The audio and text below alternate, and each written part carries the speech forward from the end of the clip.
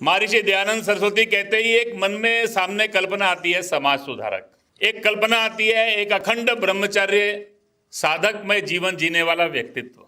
सामान्य तौर के ऊपर उनके जीवन का जब विचार चलता है तो एक ओजस्वी वक्ता और एक बड़े विद्वान, जिन्होंने केवल अपना ही नहीं दूसरों का भी अध्ययन करके भारत में जो एक परंपरा समाप्त हो गई थी उस परंपरा को पुनः प्रारंभ किया।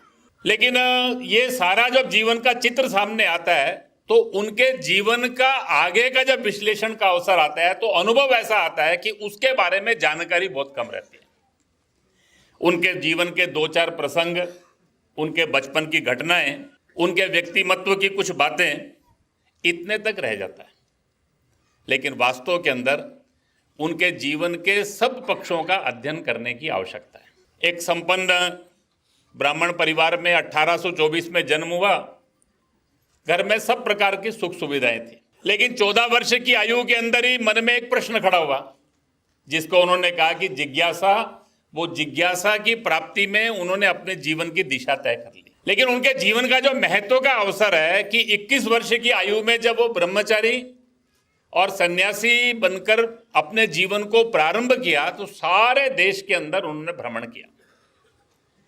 स्वामी विरजानंद जी सरस्वती के पास पहुंचने की यात्रा उनकी छोटी नहीं है, बड़ी कठिन यात्रा है।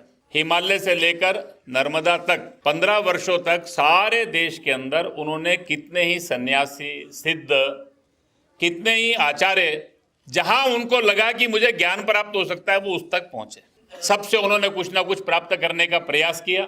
जो कुछ जिसने बताया, भारत की जो परंपरा रही है कि उस बात को उसी समय स्वीकार मत करो, उसका विश्लेषण करो, उसको सत्य की कसौटी पर कसो, ये जो कह रहा है ये वास्तव में है या नहीं है। और ये करते करते 1860 में जाकर वो गुरु विरजानंद जी सरस्वती के पास पहुंचे। वहां जाने के बाद उनको ध्यान में आया कि मैं जिसको खोज रहा था वो मुझे मिल गया, और उन्होंने उनको अपने मार्गदर्शक के रूप में, अपने गुरु के रूप में स्वीकार किया। और गुरु के रूप में स्वीकार करके वो आसान नहीं था, उनकी सब परीक्षाओं की कसौटी पर खरा उतरना, पूर्ण समर्पित भाव से अनुशासनबद्ध होकर जीवन जीना, उसके आधार पर उनके मार्गदर्शन में उन्होंने अपने जीवन की दिशा और अपने लक्ष्य को तय किया।